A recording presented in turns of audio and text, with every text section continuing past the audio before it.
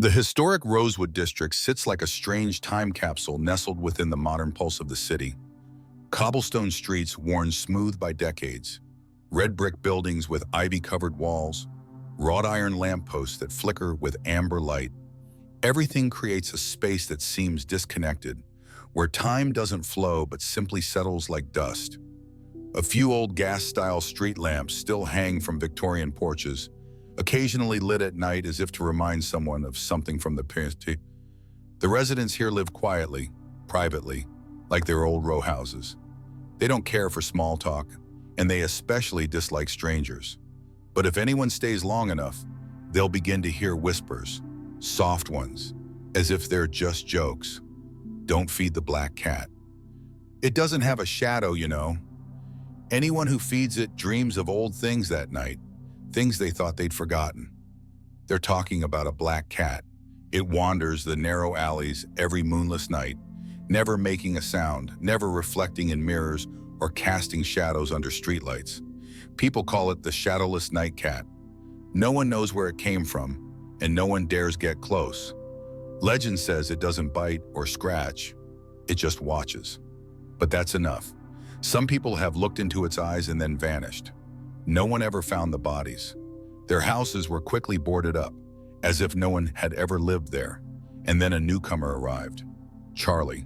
He was third through a former magazine editor who quit after a career setback, moving to Rosewood to inherit his grandmother's old house after she passed away. Charlie didn't know much about this neighborhood beyond a few dim childhood memories. He just wanted a quiet place to write, to escape the exhausting literary world. The house his grandmother left him was tucked deep in a dead-end alley, old, dusty, and smelling of mildew. But to Charlie, it was a fresh start. He didn't know that on his first night there, the cat was already sitting outside his front door waiting. Rosewood nights were strangely silent. No traffic, no voices, just the sound of wind whistling through old roof tiles like whispers from somewhere far away. Charlie was sitting at his desk writing a few lines of his new manuscript when the desk lamp flickered. The light dimmed slightly, then brightened again. He looked up, thinking about making tea when he saw it. Through the small window facing the front yard, a black cat sat hunched beneath the old oak tree. Its fur was pitch black, as if it absorbed all the light around it. But what made Charlie's spine tingle was the shadow, or rather, the absence of one. The porch light slanted down from above, clearly casting shadows of the tree, the flower pots, even the dry leaves scattered on the brick walkway. But not the cat. Charlie blinked. He thought maybe he was seeing things. But when he looked at the mirror hanging in the hallway near the front door, he saw only an empty reflection of the hallway. The cat sat right there in reality, but in the mirror, nothing. He stepped outside. The breeze was gentle, the scent of oak mixed with the musty smell characteristic of night. The cat looked up, its golden eyes gleaming like two dying embers. It didn't meow or run away. Charlie hesitated for a few seconds, then went back inside, opened the refrigerator, and pulled out some leftover fish from dinner. He put it on a small plate and set it on the front step. "Guess you're hungry," he muttered. The black cat slowly approached, lowered its head, and ate, not showing any fear, as if it had been coming here for a very long time. That night, Charlie couldn't sleep. He tossed and turned until nearly dawn before dozing off and immediately fell into a dream. He saw himself as a child around 8 or 9 years old, wearing an old white school shirt, standing in a large woodworking shop covered in dust. The ceiling was high, sunlight streaming through gaps in the walls and shafts of light. The space was oppressively quiet. There was a rustling sound near his ear, then a scream. "Phil, watch out!" Charlie turned to see a boy standing on a high wooden scaffold, struggling with a crossbeam. Under the boy's feet was a slippery wooden plank. A fall. Crash. A sickening thud. The boy's body hit the concrete floor. His head struck a wooden beam. Blood spread across one corner. Death came too quickly, too suddenly. Charlie, the child Charlie, stood there silent. Some adult appeared from the corner of the workshop, ran over, shouted, pulled him away. "You can't say anything, do you hear me? You can't tell anyone. This was just an accident. Nobody wanted this to happen." The little boy nodded, eyes still wide. not understanding, not daring to ask. An accident. Yes, just an accident. Charlie jolted awake. His heart pounded like a festival drum. His shirt was soaked with sweat. He sat up, head buzzing. The dream was as clear as real memory. He could even remember the smell of sawdust in the workshop, the sound of birds on the metal roof. It had actually happened. Phil, the neighbor boy who had been his close friend throughout childhood. One day, Phil died in a workplace accident at his family's woodworking shop. No one talked about it much. The adults handled the funeral arrangements, then fell silent. Charlie was too young to understand then, but now he remembered every detail. And from that day on, the cat returned. Almost every night, it didn't eat anymore. It just sat watching him from a distance. Every time he looked into its eyes, another memory surfaced from the dusty layers of recollection. Once, it was when he secretly read his grandmother's diary and saw Phil's name mentioned in shaky handwriting. If only he hadn't come to play that day. Another time, it was the image of a strange man slipping money to his father, to keep this from reaching the authorities. The broken pieces from the past gradually came together. Each night, each time the cat appeared, another layer of memory thickened. Dark, gloomy, and haunting. Charlie began to fear sleep, but the cat didn't need him to close his eyes. Sometimes he saw it under the staircase, or on the windowsill, or in the bathroom mirror, where it should have been just him alone. And worst of all, its eyes were becoming more and more human-like each day. Since the first night he dreamed of the workshop accident, Charlie no longer lived like a normal person. His sleep became a battlefield, where the past screamed and memories rose from corners he had buried. He stopped writing. Manuscript pages lay scattered on the desk, handwriting illegible, sometimes just meaningless lines. I see blood. I see the boy falling. I see grandmother sitting next to the cat. At first, Charlie thought he was just tired, maybe traumatized, but the feeling of being watched grew clearer each day. Whether in his room or in the yard, washing dishes or sitting in the bathroom, he always felt some gaze following him. Things became stranger when cat paw prints appeared in the house, clear as day, made of mud. They went from the back door all the way to the bedroom, stopping right at the foot of the bed. Charlie cleaned them, but they returned the next day. No one else entered this house but him. He tried installing a camera, but the footage showed only empty silence.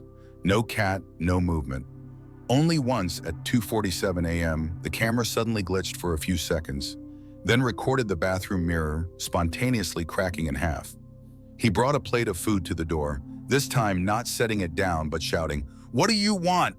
I remember everything now. Enough." No one answered. But in the darkness under the oak tree, two small bright spots gleamed. Cat eyes. Charlie threw the plate toward it, hearing a sharp crash. The plate shattered. No one remained in the darkness, but cat prints appeared under his feet, as if someone had just walked by and was now behind him. He turned around. Nothing there. Charlie became frantic. He took sleeping pills, then tranquilizers, but still couldn't sleep. His body grew thin, eyes sunken deep, complexion gray like someone cursed. He tried to find a priest, but no one wanted to enter Rosewood, especially his grandmother's house. The only priest who agreed to step inside stood there less than 10 minutes before hurrying away, face drained of all color. This place doesn't just have ghosts. It's a mirror of guilt. One night, after more than a week without proper sleep, Charlie woke in a near sleepwalking state. He walked to the living room. The air felt frozen solid. The cat was sitting in the middle of the house, not on the doorstep, not in the yard, right in the middle of the living room. Dim light from the night lamp shone across it, through it. More accurately, didn't touch anything at all. It still had no shadow, but this time beneath it was a black stain like ink spreading out. Not a shadow, but like an ink stain eating away at the wooden floor. Charlie stood still. He no longer had the strength to be afraid. His eyes met its eyes, golden deep as a bottomless well. In that moment, he felt time stop. A voice that made no sound echoed in his head. "You want to see the whole truth, don't you?" Charlie nodded, and he looked straight into its eyes. Everything around immediately dissolved like smoke. The room, the lamplight, the walls, the furniture, crumbled piece by piece like ash blowing away. Charlie found himself standing in the old workshop again, but no longer as a child. He was himself, grown up, trembling, facing his childhood self, and behind him, appearing one by one, Phil, with his bleeding head, his father stuffing money in his pocket, his grandmother sitting next to the cat, muttering prayers, his mother crying silently in the night, telling no one.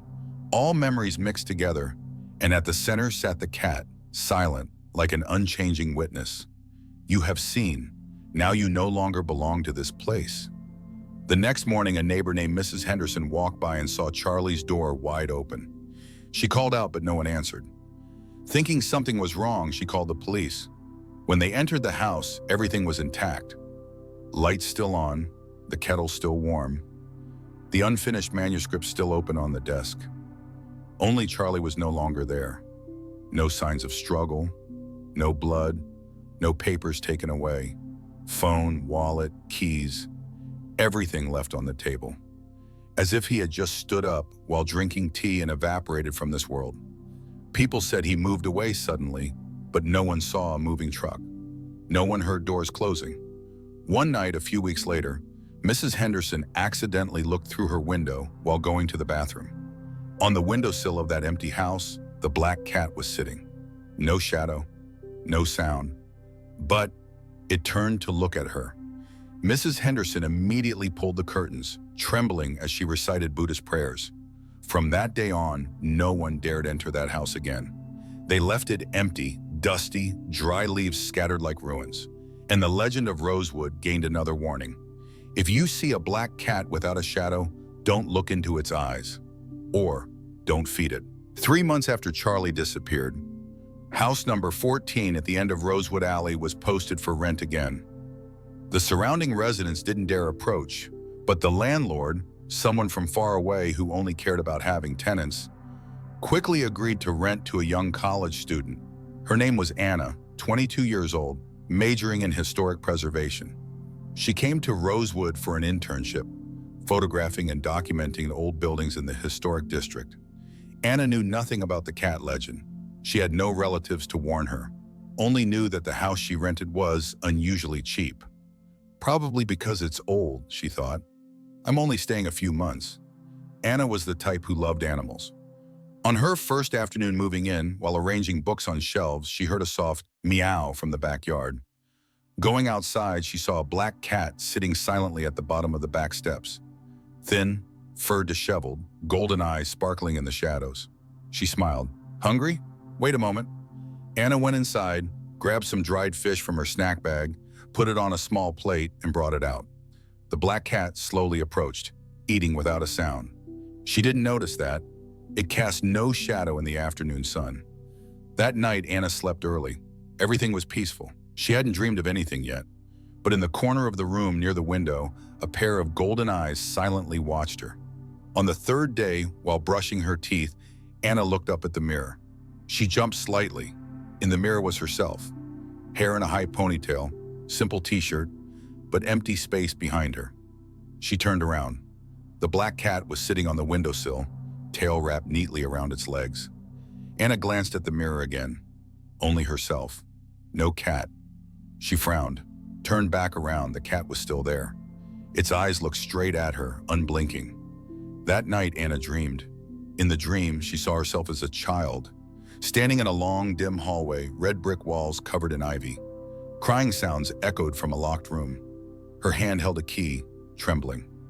Behind her, a cat's shadow silently approached. She opened the door. White light poured out, swallowing the entire dream. Anna woke in the middle of the night, forehead drenched in sweat. On the windowsill, the black cat sat there again, making no sound. Anne still had no shadow. The next morning, the elderly neighbor, Mrs. Henderson, walked by and stopped briefly. She saw the young woman hanging laundry, smiled and waved hello. She wanted to speak up, wanted to warn her, but the words stuck in her throat. Because behind Anna, in the darkness inside the house, those golden cat eyes appeared again. Mrs. Henderson just bowed her head and walked silently past. And so, Another cycle began. A new person, a shadow without form, a mirror that doesn't reflect the truth, and an old memory, waiting to be awakened.